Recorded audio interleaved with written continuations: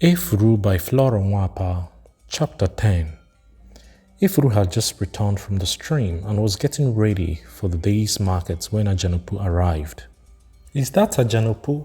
Efuru asked from within. Ajanupu answered and she was asked to come into the bedroom. "Is it well as you have come so early?" Efuru asked. "Ajanupu's mother is very ill. We don't know whether she will live. I spent last night with her. She held you in her lips all night." "Adizua's mother is ill? Why have you not told me earlier? I have been in town for the past 8 days.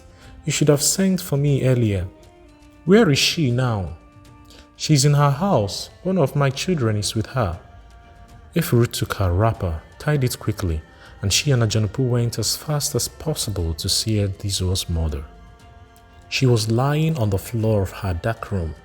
The room was stuffy and one's eyes watered as one went in, for there was an open fire at one corner of the room and she was warming herself. It seemed as if there was no life in her. She lay there in a heap. The sick woman raised her head when Efuru and Ajanupu came in. When she saw Efuru, she made a great effort to sit up. "My daughter," she began. "My daughter, have you come to see me before I die?" "Ajanupu, didn't I tell you that my daughter will come to see me when she hears of my illness? I can die in peace now that you have come, my daughter. You are looking very well. I am all bones and no flesh, but you look better when you were my son's wife. My son, he wronged you. Let's not talk about that. I am glad you are happy with your husband. Sit down here." Efuru sat beside her. "The fire is quenching, mother. Let me kindle it for you." Efuru went near the fire and arranged the firewood properly. The fire was blazing again. "Are you very cold?" she asked the sick woman. "Yes," she said, nodding her head. "You make me very happy, my daughter. It is gratifying to see that you still care for me. Where does it ail you, mother?" "It started with loss of appetite. For days I could not eat anything. I felt hungry, but when the food was brought, I was unable to eat." She paused for a breath and then continued more slowly. "After a few days, I regained my appetite, but this did not last long. When I ate, I vomited everything out again. Even water could not stay in my stomach. I was very weak and my body ached. There was nobody to help me. One day, a boy was passing when I was sitting by the door. I asked him to go and call Ajanupu for me. The boy did not come back to tell me whether he saw Ajanupu or not. Luckily for me, Ajanupu came. My daughter, blood is great. She had not seen me in the market for days, so she came to find out what was the matter. But for her, I would have died. I wept the day I saw her. Ajanupu took over. The room was in a mess. There was nobody to clean it. I went back to my house and brought my 2 children, who fetched some water for me. I made a fire and boiled some water. Then I cleaned the room. Osai was too weak to wash herself, so I washed her and put clean clothes on her. She did not vomit again. The vomiting was not only due to the state of her stomach, it was due to the state of her room also. You know that my sister is a very clean person. Nasty things make her sick. So when all was clean, she stopped vomiting. When I had finished in the house, I consulted some people who recommended a cure. I was asked to get some leaves in the bush. These I boiled and gave to her.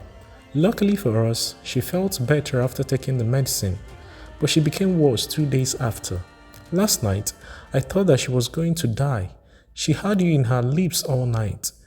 She must see you before she breathed her last, she said. This is unlike you, Ajanupu. You yourself know the relationship between mother and myself. You know quite well that when I was Adizua's wife, I never for one day quarreled with her. Such a relationship had never existed between mother-in-law and daughter-in-law. You know this very well. So if my mother-in-law took ill, you should have come first to me. I am glad to have met you alive. What are you going to do, Ajanupu?" "What you are to do?" Adizua's mother asked before Ajanupu had time to answer. "What you are to do? You are not to do anything, my daughter. You are to leave me to die. What am I doing in the world? Many of the members of my age group have died. You want to live when there is something to live for. My only son is lost. His wife has married again. What am I living for? Please leave me to go back to my ancestors. I have lost the willingness to live. Efuru and Ajanupu were quiet for some time. Then Ajanupu broke the silence. Osai, listen to me. I am older than you are. If death kills old people first, then I shall die before you. You have me. You have Efuru. You have my children. They are fond of you. You know that very well.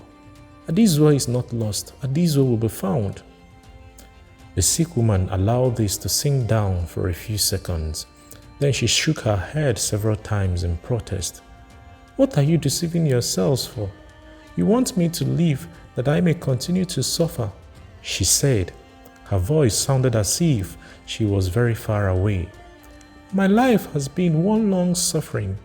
The bright part of it came when my son married Efuru, but Adizua hated me. He hated me just as his father hated me. He did not want me to be happy and so denied me the happiness I found in his marriage with Efuru. My son left his wife and ran away with a worthless woman. My gods and ancestors, I have not wronged you. I have been upright. I have never stolen in my life. In all the long years I waited for my husband, I did not commit adultery. But I have suffered as nobody has suffered before. And you tell me to leave? To live for what? What is the purpose of living? I cannot live a purposeless life. The woman had never seen Adizua's mother in this mood before. She had never talked to her sister like this before. Help me get up, she told Efuru. Efuru gave her a hand. She went slowly to the back of the house. Efuru followed her. When she finished, she came back to the room and sat down on the bed. Efuru saw the sick woman better now. She saw how the sickness had made great inroads in her health. We cannot take her to the hospital at Onitsha because she is very weak and cannot sit on the back of a bicycle. We shall see what the dibia here will do for her. Mother, lie down again. Let me kindle the fire for you. Don't worry, all will be well. Efuru sent Ogia to Adizua's mother's house with yams and fish. Do whatever she asks you to do, she instructed Ogia. If she wants anything but, come for some money. When Gilbert returned, Efuru told him of Adizua's mother's illness. What have you done for her? He asked. Ajanupu and I want to take her to a dibia. She is too weak to go to the doctor at Onitsha. That's good, but mind you, don't behave in a way that will give people cause to gossip. I see what you mean, she said slowly and thoughtfully. I won't give them cause to gossip, she repeated and smiled her sweet smile. Efuru and Ajanupu went to see the dibia. He was in. He asked them to go for he would catch them up. By the time they arrived at Adizua's mother's house, the dibia was already there. I took a shortcut. There was no shortcut as both the women knew. The dibia looked at the sick woman who was in a heap near the fire and was shivering with cold, though the room was stuffy. She did not say anything to the dibia nor to Efuru and Ajanupu. She simply lay there and refused to talk. She will leave. She won't die until she has seen her son. Her son is not dead. Her son is alive. Until she sees him, she won't die. Adizua's mother's eyes sparkled when her son was mentioned. Will he come to me before I die? She asked. The dibia did not answer. He went on. It is the absence of her only child that makes her ill. The dibia went on, talking to Efuru and Ajanupu and ignoring the sick woman. I will not give her medicine. No medicine will cure her. She will have to sacrifice to the ancestors and to the gods so that they will turn the heart of her son towards home. So you are to buy an egg, a bottle of palm oil, and a new earthenware pot. When the cock crows, she is to get up and wash her face and hands. She will put the egg in the pot and add some oil. The oil will cover the egg properly, Then she would take the pot to a crossroad and break the contents of the pot there. She would then hurry home. She must do this herself, the Dibia said. But she is not very strong. Can't I do it for her? She must do it herself, so I am told. It won't be effective if she does not do it herself. After this, she will sacrifice to the woman of the lake. The woman of the lake will approach the great river, and the great river in turn will soften the heart of Adizua, and he will come home to his mother. Is Adizua in one of the towns on the banks of the great river then? Efuru asked. Yes, he is in one of the towns, but I don't know the town. My ancestors have not revealed the town to me yet. I shall have to fast and make some sacrifices before they are disposed to reveal the place to me. Adizua is not happy where he is. He is wretched.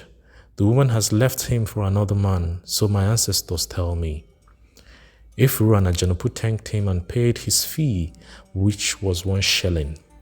He got up and left, muttering to himself as he was going with his dirty bag hung loosely on one shoulder.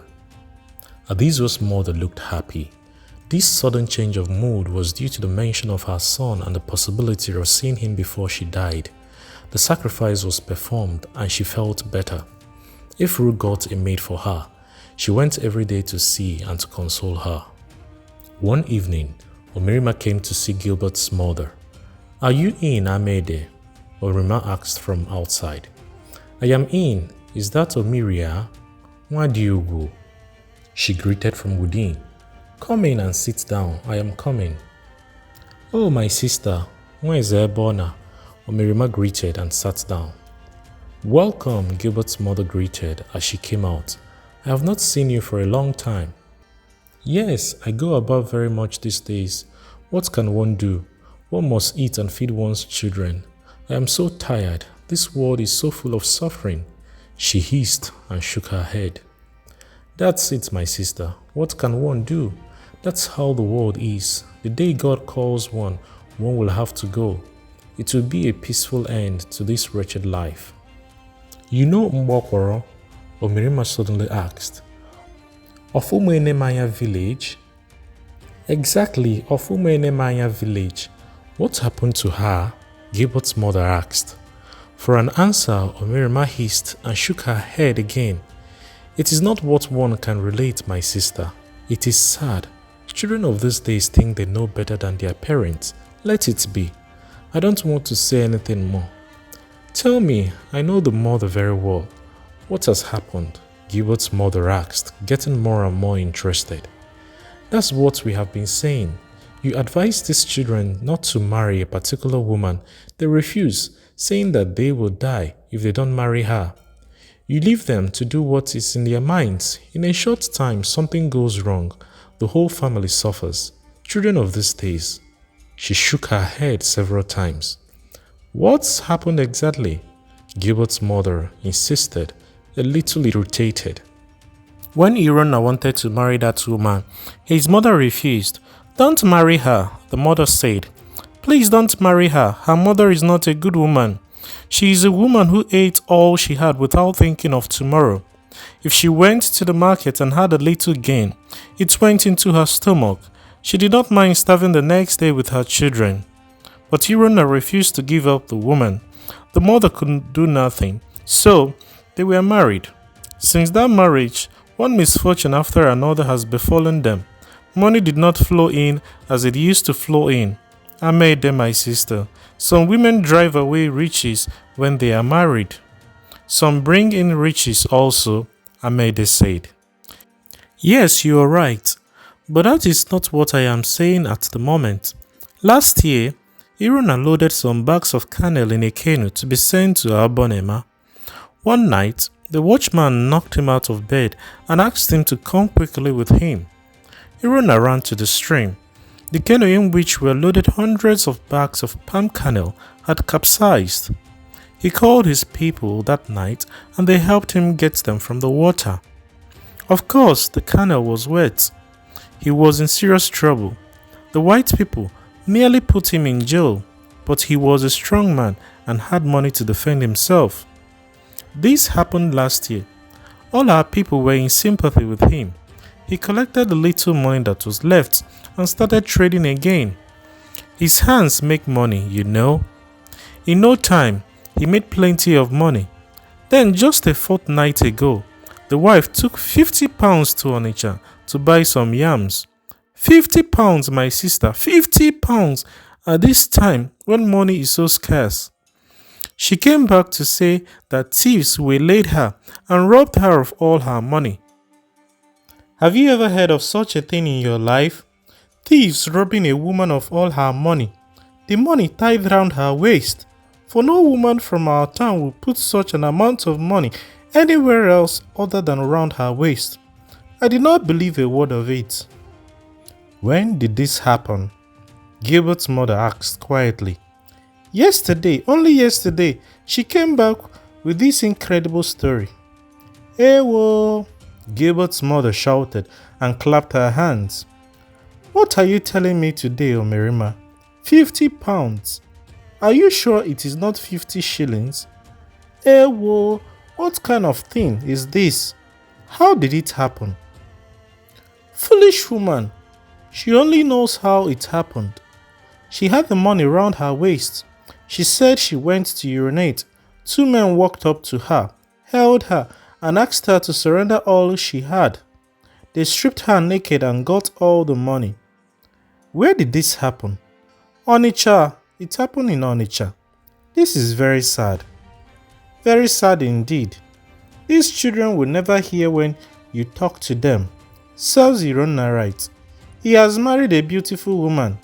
I said to myself when I saw her weeping this afternoon, why are you shedding crocodile tears? You know what happened to the money. Tell the truth to your husband. Was her husband there when you went this afternoon? He was there all right. Please tell her not to cry anymore, he said to sympathizers. That was all he said. I was angry. I bit my lip. If he were my son, I would have taught him the way to behave on such an occasion. What will he do? What will he do? Is that what you are asking? What will he do? You have a son. What will you do if his wife loses so much money? Tell me what you will do, Amede. You don't behave as you used to. They must have bought you over. Well, Irona did not do anything, the imbecile. And I hear, she lowered her voice, I hear his mother-in-law bought him over with some medicine. He does whatever his wife tells him to do. That is bad. It is their own talk. I have nothing to do with it. You warn the ear will not hear. You cut the head, the ear goes with the head. He was warned, he refused to listen. Young people of nowadays have ears only for decoration, not for hearing. Let's talk about other things, my sister. How is your daughter-in-law? She is quite well, Gilbert's mother answered. Do I hear that she now has Ohamiri in her bedroom? Omerima sneered. That's what I hear. She and her husband plunged into it. I was not consulted. She has spoilt everything. This is bad. How many women in this town who worship Ohamiri have children? Answer me, Ahmed, how many? Alright, let's count them. Ogini Azogo. She counted off one finger. She had a son before she became a worshipper of Ohamiri. Since then, she has not got another child. 2. Nwanyafo Jimba. She has no child at all. 3. Uzechi Negenege. No child. They are all over the place. Why do we bother ourselves counting them? Your daughter-in-law must be a foolish woman to go into that. Amede, you are to blame. Didn't you point out this to her? You are the mother. Why didn't you point out this to her? I was not consulted. Where did you go? The house is yours. You should know everything, and you say you are not consulted. Are you not ashamed to say that? There is nothing you can do about it now. You cannot mend a broken head. The chances of your daughter-in-law ever getting a baby are very remote now. You must marry a girl for your son, whether he likes it or not. If you like, take my advice. It is said she makes money. She makes money. Are you going to eat money? I am going. When I talk, they say I talk too much. But how can I see things like this and shut my mouth? How can I? I'll be failing in my duty to you. I am going. You and your son know why you have not looked for another wife all these years. Efuru must have bought you over with medicine. Any woman who worships Suhamiri must frequent the Dibia. I am going. She got up at last, but she did not go. She sat down again. She lowered her voice and said, Does your daughter-in-law want to go back to her former husband? Gilbert's mother's blood ran cold. She did not expect this question. Truly, she had not liked Efuru before, but now she had grown to like her very much.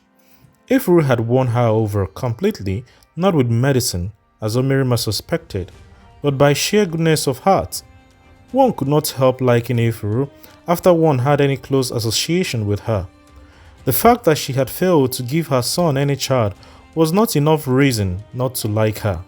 So Gilbert's mother was genuinely upset when Omirima asked her this question. Why do you ask that? What did you hear? Her voice was shaking. It is not true then. I am happy it is not true. Didn't I tell them it was not true? Please don't mind them. No, tell me what you heard. I would like to know.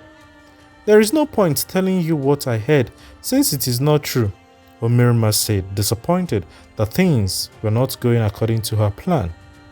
Well, if you don't want to tell me, don't worry. People must talk. But who put that idea into their heads in the first place? Efuru's former mother-in-law was ill. There was nobody to look after her. So Efuru cared for her. And now you ask me this impertinent question. So it is true that she has been paying her visits, Omirima went on, strengthened by this information. That's it. They saw something before they started talking. Did I say they must have seen something? It is your fault for allowing her to visit her former mother-in-law. That's how it begins. I won't be surprised to see her go back to her husband when he comes back from his wanderings. For our fathers say that old friends are like the heads of yams that grow and don't die. You are the cause of the gossip, Amede. You have yourself to blame. But alright, I am going. Don't worry. It is nothing. It is not late at all. Look for a young girl for your son. He cannot remain childless.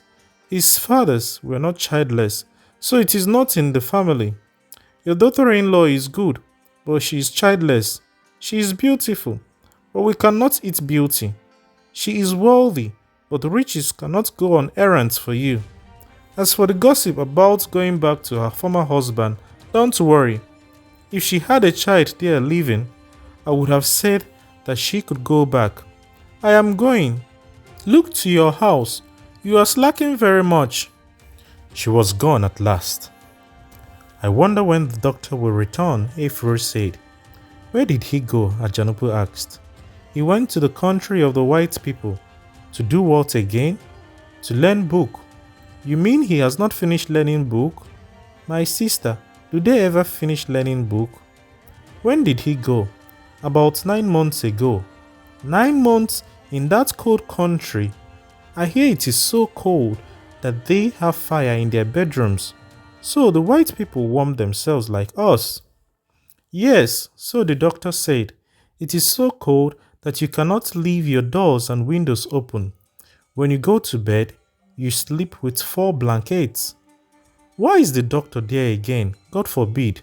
God will not agree that I should go to the country of the white people. God, don't allow me to go. God has already answered your prayer. You cannot go. I cannot go. We do not know book, Efuru said laughing.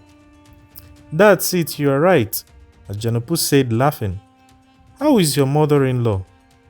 Efuru sang something in this dramatic change of topic. Why do you ask? I just wanted to know. Ajanupu preferred plain talk.